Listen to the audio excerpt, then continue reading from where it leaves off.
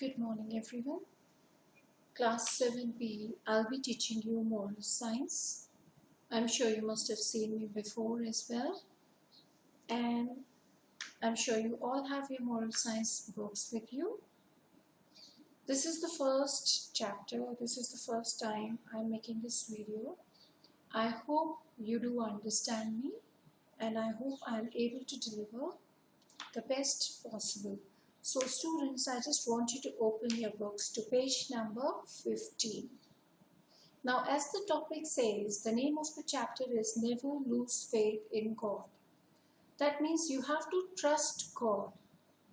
I'm sure you all belong to families where you do worship God by different names in different religions. However, we believe and we trust in God, and that is why we worship Him. Right?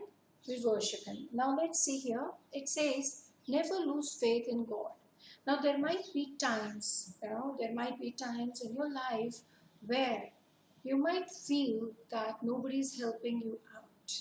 Nobody is helping you in getting through these troubled times. There might be a time when you might feel that nobody loves you. Whatever the reason is, please never lose faith in God. Always believe that God is there with you, is guiding you, and is providing with all that you need. Remember that. So let's begin. See the first line. It says, faith is the bird that feels the light when the dawn is still dark. So what is faith? Faith means your trust, your belief, right? How much you trust your God.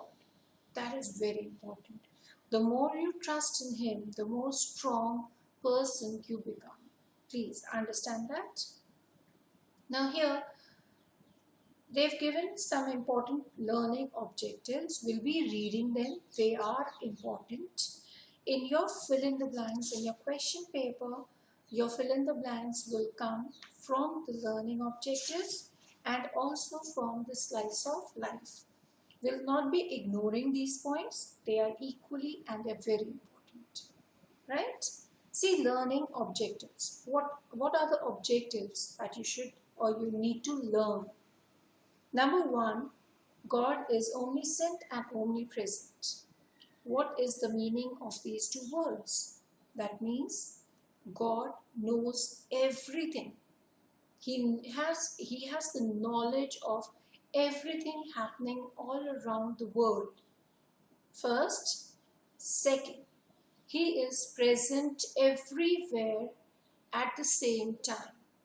It is not possible that if I am, sitting here praying to God, God is here and is not there where you are praying. It's not possible. So God is everywhere. Wherever you sit and pray, wherever you believe God is everywhere. Right? So that is what you need to believe in. Now see here, God is omniscient and omnipresent. Means He knows everything that you're doing. Maybe you are hiding behind the cupboards, maybe you're locking your door and committing something wrong.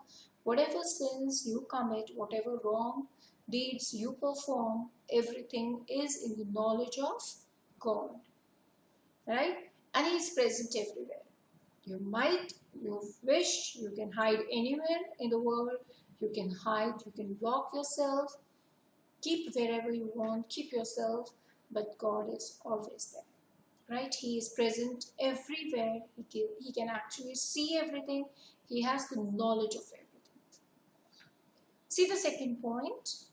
We must have faith in God and stay assured that He will make happen what is best for us. Yes, that is very important. You need to trust in God. You should have faith in God. You should know that whatever is happening for us. It is good for us, right? And it will guide you.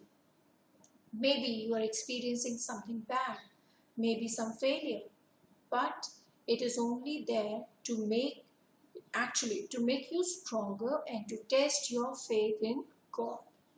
Always remember, Even if you are facing the troubled time, please do not lose faith. It is very important.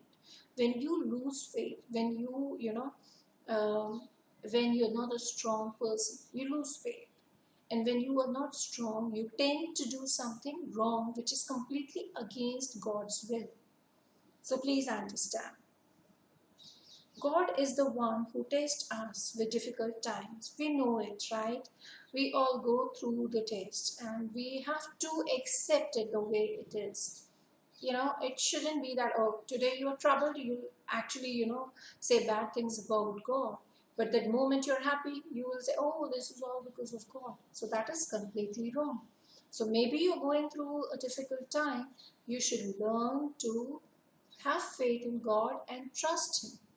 Maybe it's a difficult time. Maybe God is trying to test you how strong you are as a person.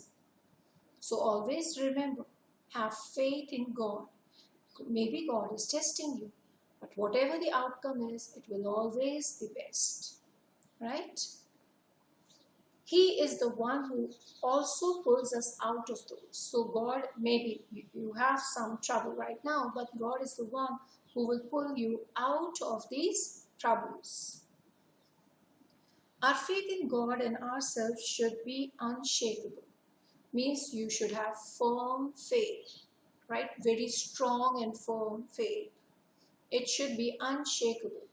It's not that, okay, today you have trouble, you failed in an exam, for example, you failed somewhere and you're like, oh my God, you're not supporting me, I don't trust you anymore, God is bad, God is not helping me, and the next day when you pass, you're like, yay, I passed because of God. So just believe that God is there, even in your difficult times. He's trying to help you out. See the next one.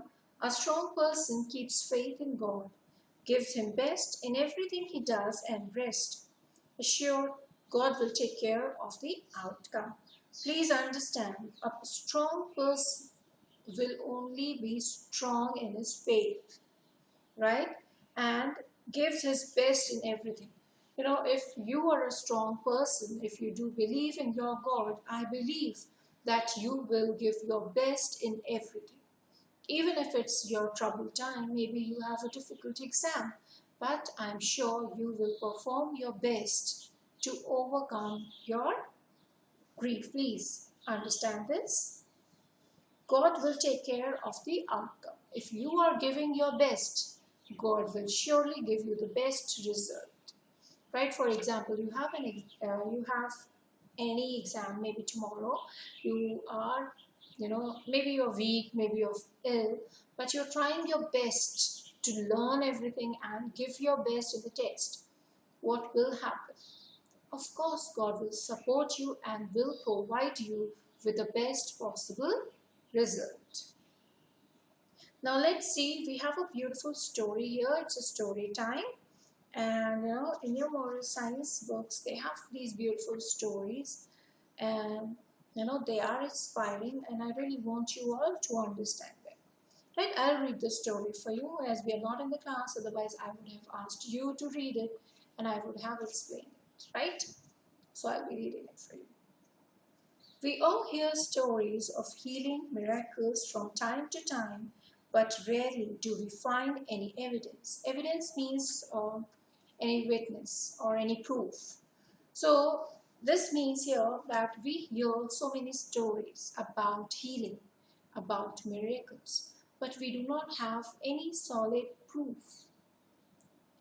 But we have to believe these stories if a medical practitioner obtains the case histories, reviews the evidence, and has his conclusions checked by specialists. Yes, of course. If a doctor has collected all the what does case histories means? Case histories are, maybe there's a patient and he's got a whole file on what happened to him, how, and what were the treatments given to him and how he recovered. So that whole file is a case history of that patient. So that is what it is referring to here. There's a doctor, what he did, he read about few case histories and he collected the evidence, he collected the proof that these people, they healed on their own. They healed because of their firm faith in God. Dr. H. Richard Castoff, an experienced doctor and medical researcher who had published hundreds of research papers during his long career, undertook a research project on these miracles in 1970s. That means if they've given the date and the year, that means it's a real incident. It is a real incident, right? So let's go through it. I'm sorry. So this doctor, what he did, he undertook a task. He examined 10 people who were actually, who healed because of miracles. Let's see. He interviewed 10 people who claimed to have been miraculously healed of serious ailments. Serious ailments means diseases, serious diseases. He examined all the case histories, x-rays, medical reports, etc. In all these cases, the evidence showed that an unusual healing had taken place, thanks to the patient's firm faith in God and prayers. So he took 10 files of 10 patients and he examined them. Now, they were healed, but in a very different way. They were healed because of some miracle, and that is what he wanted to know. One, Lisa Leroyce, for example, was diagnosed with cancer of the hip bone, of the hip when she was 12, right? So there was this girl, she was diagnosed with a cancer when she was just 12 years old and was unable to walk unaided. And she could not walk without support. Unaided means without support. Her family decided chemotherapy. Now, chemotherapy is, a kind of a treatment that is actually given to the cancer patients. Her family decided chemotherapy was too traumatic and called it off after one dose. So they removed it. They were not happy with that therapy. It was too painful for the little girl and they called it off. They said, we don't want it. She, along with her family and friends, prayed to God with all their devotion, even as Lisa's medical treatment continued. So maybe she was taking medicines, the medical treatment was on, but still they prayed to God. Surprisingly, she was cured soon without undergoing chemotherapy. And it was a big surprise that she was healed without going through that treatment of chemotherapy. Another interesting case was of Elfrida Stauffer, who was critically ill with chronic rheumatoid arthritis. Now, rheumatoid arthritis is again a disease related to joints, right? Your joints. And she was unable to walk or do things herself. She was undergoing treatment for this ailment, but the whole process was very difficult because of the acute pain. Now, the second patient, she had rheumatoid arthritis. This is again a very painful disease, and because of that, she was going through the treatment. Now, she had acute pain and she couldn't do anything herself. She had to call someone to get her things done. Her doctors said that there was no way to ease her pain soon, that there was no way they could heal her. In those days, the medical facility was not as advanced as today. One had to withstand a lot of pain during treatments. Of course, at that time, the medical treatments or the facilities were not at all advanced as they are today. So if a person was at the doctor's place, he had to go through a little difficult times to get the treatment. Elfrida, however, had a firm belief that God was with her and he would not let her suffer for long. One day she suddenly found that she no longer had any pain. The doctors were astonished to see that she had been cured overnight. So imagine, she was such a strong believer that within, over a night, just in a night, she was healed. healed from a pain or from a disease that was lifelong. Rheumatoid arthritis is again one of the worst diseases that a person can think of. And she recovered. Why? Because of her strong faith in God. Right? Lisa and Elfreda were only two of them, people who were miraculous healing, whose miraculous healing Dr. Kastroff studied. All 10 were cured suddenly. All of them had been suffering from serious diseases. All of their diseases were hard to cure in those days. So all these 10 patients, they healed suddenly. But also all of them had firm faith and spiritual power. They believed God would get rid of their pains, and God did by curing them overnight miraculously. So yes, of course, they were healed. Why? Because of their firm faith in God. And they were all healed in a night.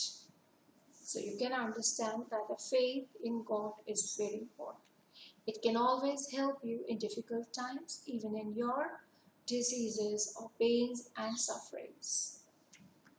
Now see page number 17, we have slice of life. Very important again.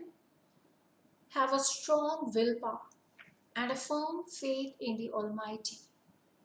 No pain or ailment is too big for God to cure. Means there is no disease, no pain, no suffering that is so big that your God cannot heal it through medical treatment or miracles. God is always there to take care of us. He won't let us suffer for long.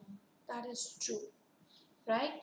God is always there to take care of us, and He will never let us suffer. Trust yourself, give in your best, and look up to God for helping you in your endeavors. Endeavors means efforts. So you should trust yourself. You should have faith in yourself too, that God will never leave you. He will always guide you, protect you, and support you. The test of one's true faith comes during times of crisis, so never lose faith. A person is always tested during the times of crisis, critical time, but you should never lose faith. Recitation time, it's a beautiful poem. Let's read it. I felt so heavy, burdened down. I begged the Lord in prayers. Send a miracle, please, I said. Nothing less will do. I watched my prayer float up to God. I waited. Nothing happened. I asked Him why. I couldn't understand. He said, just trust. I have a plan. I see the future clearly. I'll never leave you to face this test alone. And then I felt the burden lifted, the problem still so real. But in my heart a change began. Faith ruled out the turning doubts, love washed out the hurt, acceptance covered all the rest, a miracle as God saw best. Right? Okay, let's see. We've read the chapter. In the next video, I'll be continuing with the question and answers. See if you can find the right answer. Otherwise, I'll help you with the answers, right? Okay then. Thank you.